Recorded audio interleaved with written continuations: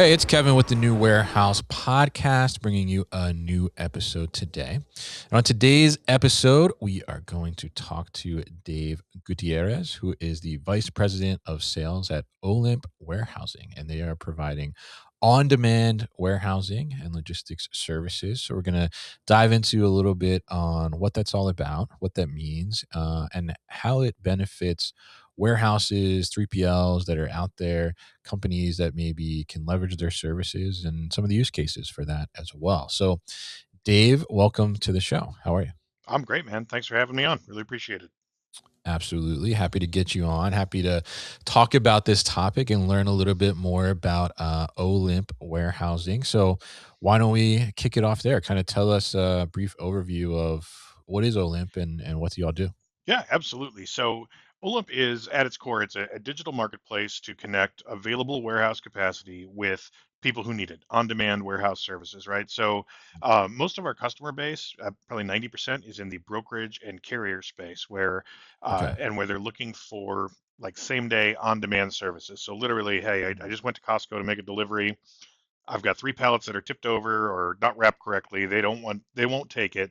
I need somebody to help me out, get this stuff restacked, reworked, so that I can take it back rather than go all the way back to my shipper and deal with it that way, right? So they'll come to our platform. We've got a customer-facing RFQ portal where they'll put in the information they're working with and say, okay, it's three pallets needs rewrapping and dry freight, standard pallets, whatever. They hit submit, and within uh, minutes, you should have a response back. Well, first you get an automated response to say received your order, but then Mhm. within minutes you get a response back from somebody on the Olim side saying, okay, we found you a warehouse. Here's the cost to redo these pallets for you. Would you like to book this order? They click yes in our portal. It sends them the information for that warehouse. Um, so lots of technology involved and very automated in some ways, but it's also still a people business, right? We're Mm. essentially acting as a broker of warehouse space or more correctly, warehouse services in this case. And um, because of that, I've got people who work for me who are, having that conversation with the warehouse provider every day. Say, hey, got this order from the customer. This is what we're looking at. Can you do it today? Are you guys still open? Do you have space and time?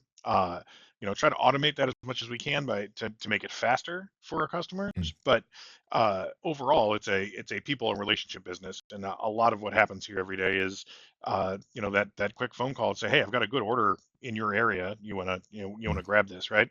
But from the warehouse side, we've created we call it a load board, which I'm an old freight broker. Calling it a load board for me was kind of like, well, it's not Sure. Okay. actually loads, but Yeah. it's a job board. Uh-huh. And if you've got a warehouse in, whatever, Bolingbrook, Illinois, or Garland, Texas, and there's a warehousing job that comes up through our customer submission in your area, the system will ping you and say, hey, we've got a Mm. job, you want to do it. Um, Give you all the details, and you can go in and put a bid on that on a job by job basis. We've also got it set up so you can save rates and say, yeah, if it's cross docking, I always want this rate. But you can go and bid on the job, look at all the details, the scope of work, and say, Mm. oh yeah, that's something I can do today or tomorrow or 2 weeks from now if that's how the order was placed, um, and submit your bid. One of the nice things from the warehouse perspective of what we do is I'm not going to beat you up a whole lot on the rate. Now I can tell Mm. sometimes like, hey, this customer is not going to pay that for this order. But for the Yeah. most part, you tell me I need to be at, whatever, $8 a pallet handling on this. Cool. I'm going to add a little bit to that, take it back to my customer, but I'm not taking it Mhm. off the warehouse side of it. We feel like Mm. our value is to the customer, saving them the time and energy of doing this themselves, saving them the uh, logistics hassle of setting up individual accounts with all these 3PLs and having to manage all those relationships. And we're saving the warehouse the trouble of having to set up individual accounts and credit checks and all this stuff with, Mhm. individual customer shipper providers. So um, overall, that's the basic function of the platform. Now we've expanded quite a bit into a lot more project type freight. We discovered that working with those broker customers, a lot of them don't have a warehousing team necessarily. So they're Mhm. coming to us when their shipper customers say, hey, I've got a project for you, but I also need storage for 6 months, or this stuff needs to be repalletized or handled in some way, whatever. There's a warehousing component of it. that comes to us too. So our partners who are working with us on those on-demand jobs are also seeing a Mm, lot of opportunities at, you know, actual substantial shipments, and the opportunity to actually utilize some square feet and uh, market themselves that way as well. sure. Yeah, yeah, and I think obviously, you mentioned the use case there, which I think is really great. Of I'm going to deliver to a Costco or a Walmart or something. I got 3 pallets damaged, and they're refusing. Like, how do I salvage this in a way without taking it all the way back to the origin point in a sense, which I think is great. And I guess to clarify too, you guys are asset light, right? So you don't have like your own warehouses. Yep, You're just kind of this connector in between, which is interesting and makes sense there. So tell us a little bit about that use case there. I think is really interesting, but tell us why that is so I guess potentially like impactful to a company, right? Because not everybody, right, ships to Costco or Walmart, and these big guys that have these very strict, we'll say, and stringent rules, which in my past career, like, have had to be the one disputing things like this before. sure. So it's they got some power, right? So Yep. tell us a little bit about, like, how do these things kind of arise, and like where do you see most often like the need for Olymp kind of appearing? So the impact on our customer base is really fun to see, right? Having been a freight broker Hmm. myself and spent a lot of time on that side of the equation, we help in all kinds of ways, some that I would never even thought of, right? We do disposals. We can do hold for insurance inspections. We can do any time that you have freight on a truck that would be better suited to be on a warehouse. Even just situations where, like, I missed an appointment and it's going to be 2 weeks before I can make this redelivery. Well, you Mm, could pay a driver to lay over and take that guy off the road and sure. essentially punish him for being a couple hours late, or for a few $100s, stash it in a warehouse and uh, get that off the truck, and we can even manage that final mile delivery in a lot of cases Mm, using our warehouse partners. But um, and the appeal for the warehouse side of it, I think, is obvious. We all spend a lot of time in the warehousing business looking around and going, oh, well, I've got, you know, I've got my big customers, I've got my foundational business set, but I'm sitting here with some empty racks, and more importantly, I've got a couple of guys standing around holding up brooms today instead of mm, doing any work. Well, if I can make, 400 or 500 bucks restacking a couple loads for carriers, handling a couple extra trucks today, that makes a ton of sense for me. And if I can do that mm. through a platform without having to, uh, go out and find that business myself, without having to have my sales force out looking for, because none of us in the warehousing business are saying, let me get my salesperson out looking for 5 pallet restacks, right? Yeah, That's yeah. not a good model for anybody from Sure. a 3PL standpoint. But I Yeah. can bring that kind of business right to your doorstep, lay it up for you, and make it easy to interact with and easy to manage. We feel like we absolutely add some value here for both sides of the equation. Mm. Yeah, definitely. And I'm curious, like, what do you see? I mean, is that kind of like the most common occurrence that you see the need for your services? Is there needs to be a restack, or missed appointment or something like that? I mean, is that kind of like the most common We call issue that you see? Yeah, we call that distressed freight, and that Mm, portion of our business makes up, in terms of order volume, a substantial portion, probably close to 70% of the orders that we see. In terms of revenue, it's a little bit less because obviously those project type things that I talked about make mhm, they generate more dollars. So it's a bigger piece of our business on the project side. But the orders that flow through our system, yeah, I would say that the majority come through in that space of, I need warehousing kind of right now. mhm, We also do a good bit of transloading and drayage at the ports. Same kind of mm, situation. Smaller customers or forwarders who don't have established warehouse relationships or don't have the volume to have established warehouse relationships, looking to someone like us to help them leverage, a little bit more business relationship and get their mm. stuff handled. Yeah, yeah, that's interesting, and I think it's I'm curious, like, I mean, how common is that? Like, this distressed freight situation? I mean, is this happening like a Yeah, I lot? mean, we do. Yeah, I don't want to give away I don't want to give away too much in Sure, detail, sure. but Yeah, yeah. you know, hundreds and hundreds of orders a week of Oh, distressed wow. freight comes through. Yeah, it's a bigger business than you would have thought. And honestly, like I said, dude, like I was a freight broker for years, and there are use Yeah. cases that our customers come up with that I wouldn't have thought of that I wish I had when I was running a brokerage Mm. office. Stuff like what I mentioned before about avoiding layover charges by putting something in a Yeah. cross dock, even for a weekend, right? It's not very expensive to have somebody hold, a full truckload even over the Mm. weekend. But there are situations when I was on the freight brokerage side where we'd spend a significant amount of money making sure Yeah. that we paid a driver for layover on the weekend because yeah, I mean it costs that driver, it costs that carrier money to Sure. be off the road. Well, now you've got an easier solution for that. Like I said, disposal and holding stuff on claim inspections. Also, like Mm. I don't know how many times as a freight broker I'd have some sort of shaky claim dispute, right? And you've got a driver who's stuck in the middle of that conversation, Yeah. just sitting there going, hey, I'm still sitting here in Hattiesburg, Mississippi with a fully Mm. loaded trailer waiting for somebody to tell me what to do. Like, well, Yes. let's help solve that headache for somebody and make it better, right? Yeah, it's a bigger market than I think we expected, and it's uh, more and more we see different suggestions. We're bringing those to our customers too, saying, hey, have you thought about this as a potential need for a warehousing service? Um, trying to expand that market and bring more opportunities to our warehouse partners. Mm.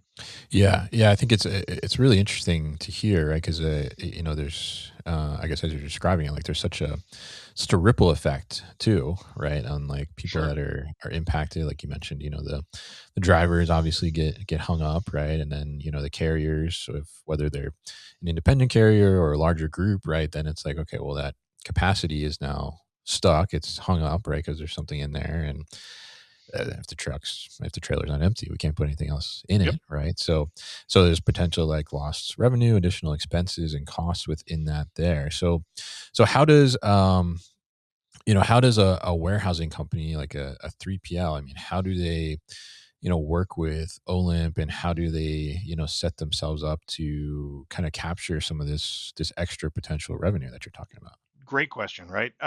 So we try to make it as easy as possible. Obviously, our warehouse partners are the lifeblood of our business. If we're asset Mhm. light, that means we depend on those warehouse relationships. So we try to make it as simple as possible to sign up with us. If you were to go to olimpwarehousing.com, Mhm. you can very easily create an account as a warehouse to have access to our load board. No charges for being on the load board. There's no percentage take. All we really ask for is that you uh, complete some simple registration. That's share your W-9, share your certificate of insurance.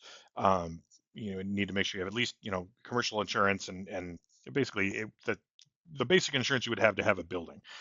Mhm. Occasionally on bigger projects, we'll get into conversations about warehouse legal liability or some of the other coverages we might need. But once you've verified your contact information and your facility address and given us that COI for our files, all of which you can do online and happens Mhm. pretty automatically, you're in and you're able to see the jobs that are available in your area and bid on them right away.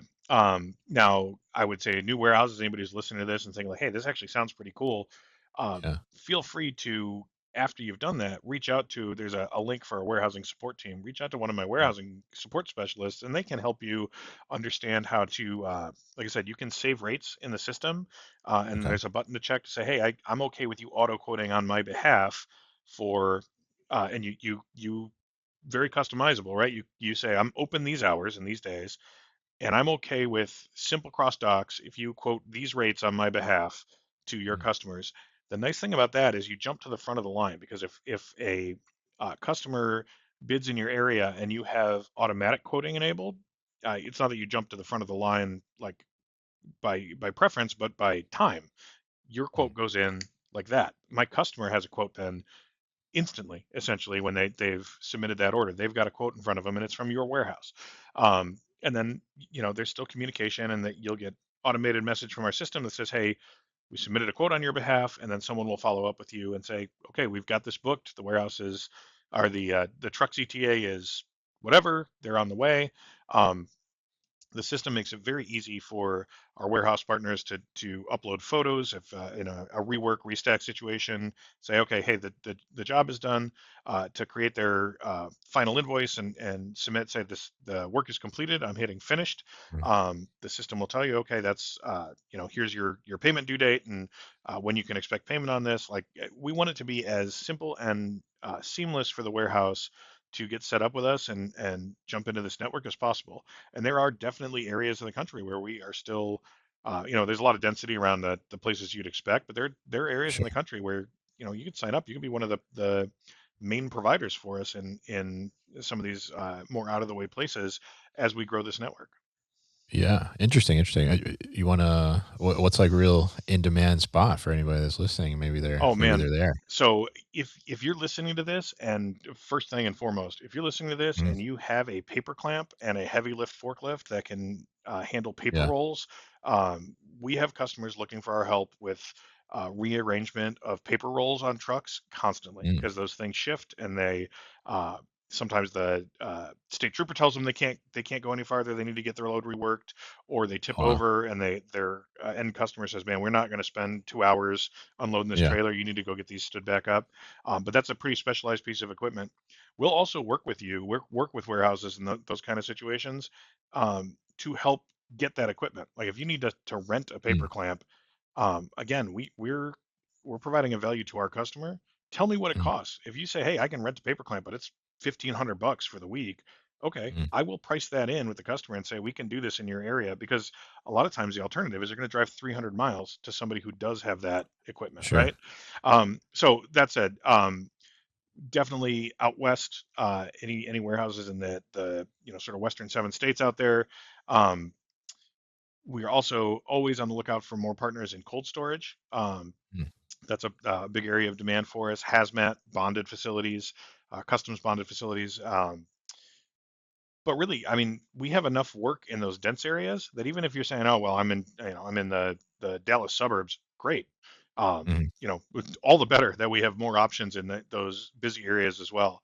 But yeah, out west especially, the mountain states is a big area for us. Um, I'm sure if you have a warehouse in Nebraska, you've probably heard from somebody like, "This is the only place I could find in 200 yeah. miles." Well, it's nice to have those. Nice to have those in our back pocket when somebody needs some help out there. Yeah, definitely. Yeah, when somebody's out there in the cornfields, right, and like Yep. nothing for another 100 something miles right away. So, very interesting there. And so I'm curious too. And it sounds like obviously like a lot of opportunity there too for warehousing companies to add a potential additional stream of revenue in some cases, which is fantastic for sure.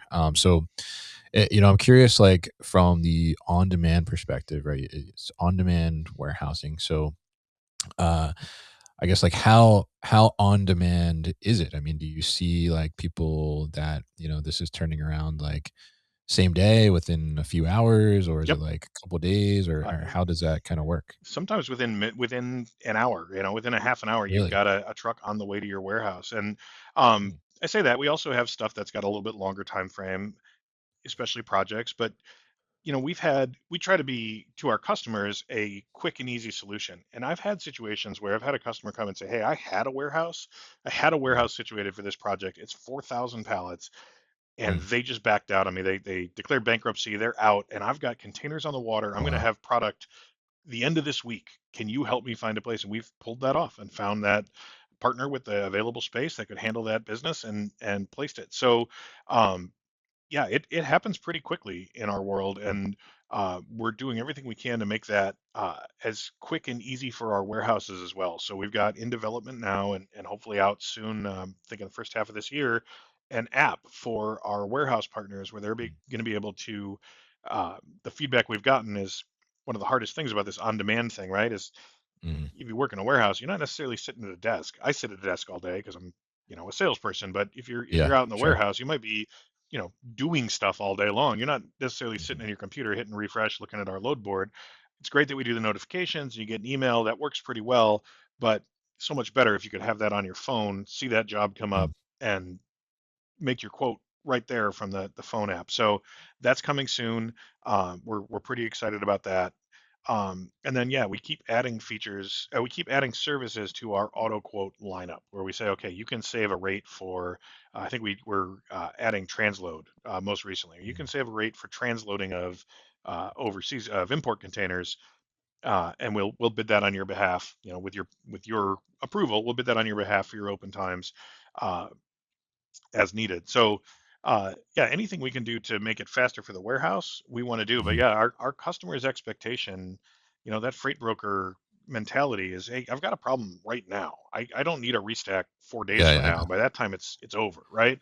So yeah, yeah. we do a lot of our work really on demand, meaning like on demand. Like, hey, it's Mm. 4:30 in the afternoon on Tuesday, and I need a warehouse before I leave for the day. All right, well, we'll get cracking on that and Yeah, see what yeah. we can do. Yeah, interesting. Yeah. Yeah, like I needed an answer like an hour ago, right? Yep. Kind of thing, definitely. So very interesting there. And I'm curious like from the warehouse side too, right? If they're like on your platform, right? If they're part of this Olymp network, I guess. Are there ways that they can like post or say like that let you know like, hey, we have this week coming up for us is going to be like pretty slow, so we're going to have extra capacity. Like, can you prioritize us or something like that? So that's a feature we're working on automated. Mm. Like, Okay. you can always do that. You're gonna, if you start to work with Olymp, you'll get to know my we call them PSMs, partner success managers. You'll get to Mm. know the Okay. operations people pretty quickly because you're gonna have those conversations even when a good part of the order is automated and happens via the Mhm. technology. Like I said, it's still a people business. You're gonna have Mike from Olymp call you and say, hey, I'm sending this truck over. Here's what they expect. Here's tell the driver this, whatever. There's always instructions and a little extra conversation to have. But um, the fastest way to do that right now is to reach out to those people and say, hey, Mike, I've got a customer moving out here, and I'm going to have 2,000 pallet positions open, Mm. for long-term storage. You want to try to help me fill that? We will go out, and your operations folks will get that over to my sales team and say, hey, we've got space in whatever, Dallas or Atlanta or Orlando that we could Mm. use. What are you hearing out there? Because we're developing on the customer side. I said a lot of our business is brokers and carriers, but we're also developing a pretty good network of shippers that work with us as well. And that's a little bit different pace of freight, um, but has been very beneficial for us and for those customers as well. There are major manufacturers and retailers and people who need both on-demand stuff, right? You think about it from a retail perspective. We're always trying to work in this. Could we be the preferred provider for your restack, rework Mhm. type jobs?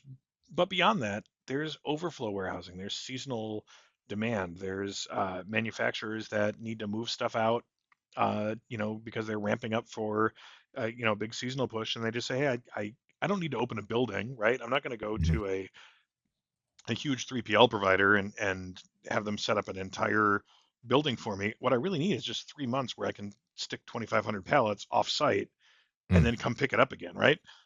So that kind of work is out there. And again, like, I spent years as a freight broker explaining how I could connect the dots between shippers and carriers that, you know, where the scale of those operations maybe didn't match up, where that salesperson from that carrier was going to walk into a Kraft Heinz and say, okay, I want to haul your freight, right? That's not Mhm. necessarily available. It's kind of the same thing that we're doing on the warehousing side. Um, if a customer, a major manufacturer says to me, to Olymp, I need across 6 different locations in the country, I need between 1,500 and 2,500 pallet spaces for overflow. A mom and pop warehouse is going to have a hard time meeting that person's needs in a way where they're really even going to be willing to have that conversation. But I can Mhm. bridge that gap. I can be that conduit to say, hey, yeah, I've got 6 locations for you, and it's 6 mom and pops. It's six independent warehouse providers who are able to Sure. manage that freight. Uh, it's all it all comes together really nicely for us. And we're even working on, sorry, I'm rambling. We're even working on a WMS system, very light WMS that Mm. will provide to our warehouse partners to use to track exactly that kind of freight. If we've got a customer who's got uh, product in 3 different locations, they want to have one single place to look at it. Well, Right. I can set that up for you, but then also give you some simple WMS tools that you can use for your own building to just to manage your own stuff. Interesting. Yeah. Yeah. To streamline that a little more. And I think that that makes a lot of sense. And it sounds like, I mean, obviously, definitely opportunity there for warehouses. And, obviously, like, there's warehouses that get stuffed to the gills and probably over capacity, but there's certainly a lot out there that have, capacity additionally, whether it's just space on the dock or, a couple of thousand square feet here or there, or just from a labor perspective too, because sounds like some of this stuff can turn pretty quickly as For sure. well. A lot of opportunity to drive additional revenue there, and also fill in some of those gaps as we see this kind of volume, valleys and things of such, and maybe potentially also too, like, help to keep some and retain some staff, and give them some work and hours, which is always a great thing to be able to do, especially when you have some good employees. So I'm curious. You talk to a lot of warehouses, I imagine, Mhm. right? So as you talk to them, like, what are some of the kind of biggest challenges that you're hearing from them, or seeing just like in the warehousing market right now? Yeah, I mean, so one of the things I keep telling people since I got into the warehousing side of the business more than the freight Sure. side is, we all talk about, and like my LinkedIn network, everybody's talking about the freight recession and the impact on carriers and brokers, and it's bad Mm, out there. It's bad out there for everybody, but all that freight sits somewhere too, right? And it's mm, affecting the warehouse business substantially too. People are bringing in less product, there's less imports, mm, there's less demand through the whole supply chain and the consumer side. So there's less stuff moving, which means less space being used. And I've heard from some partners that we're also seeing stuff sit still longer. And when you uh, you slow down that velocity, sure, you're getting storage for the space you're using. But if you expected to turn, whatever, 1,000 pallet positions twice a month, and you're mm, turning them every 6 weeks instead, that has an impact on revenue. That has a real impact sure. on, yeah, sort of your bottom line. Not to mention, like you were talking about labor, right? How am I going to keep my Mhm. staff busy so that I have staff when I need it? But when there's not work to do, there's a real economic reality there of, okay, yeah, I don't want to put people in a position where they're not getting paychecks, but also I can't, Yeah. as a warehouse owner manager, I can't pay people to not work. And Yeah. so I think, I was at a conference a couple weeks ago and heard a lot of talk about, again, hopefully this market starting to turn around in the next, 6 to 9 months. And, I hope it hits soon, but I think our warehouse partners are talking about kind of the same struggle as our freight partners are. And that's just that there's not Mm, enough work out there for everybody to do. Now, fortunately for the warehouse folks, as opposed to the carriers, they didn't all necessarily go buy brand new equipment in 2021 when things were mhm. booming. So we just got to hang on and be there when there's freight to fill up those spaces again. Yeah, yeah. Interesting perspective on kind of the impact of warehousing in there too as well. Because, like, as you mentioned, I mean, obviously there's revenue from storage, but, like, real revenue comes through, like, throughput and volume, right? Like, we don't want to just become storage solely, right? We want to Right. have some movement, because there's more opportunities for revenue there potentially when we do that. So very interesting to talk about this today with you, Dave, and really interesting to learn about kind of the opportunities that you're creating for warehousing businesses out there to add some additional streams of revenue, and potentially do some economic protection there, as we just talked about.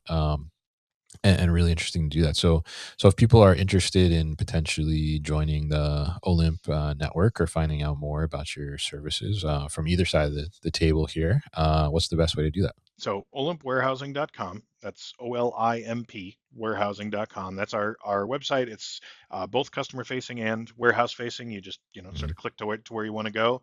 Um, Also, reach out to me on LinkedIn. I'm all over LinkedIn all the time. And specifically for the warehousing side, if you were to email warehousing at olimpwarehousing.com, that connects you directly to our team of specialists, and they're happy to try to help get set up too. But this whole team, everybody who works here is great, and everybody wants to try to help warehouses get set up and be successful in our platform. So reaching out any of those avenues, you're going to get somebody to help, kind of hold your hand and get you into the mix. That's what we All want. right.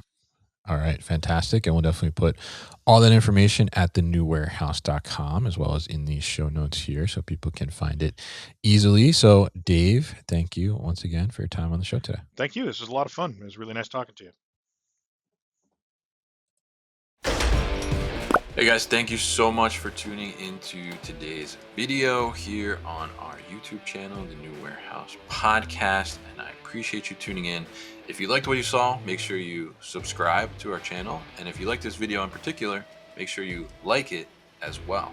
And if you want to get this great t-shirt that you see in the video behind me, Warehouses Are Sexy, head to warehousesAreSexy.com and get your own.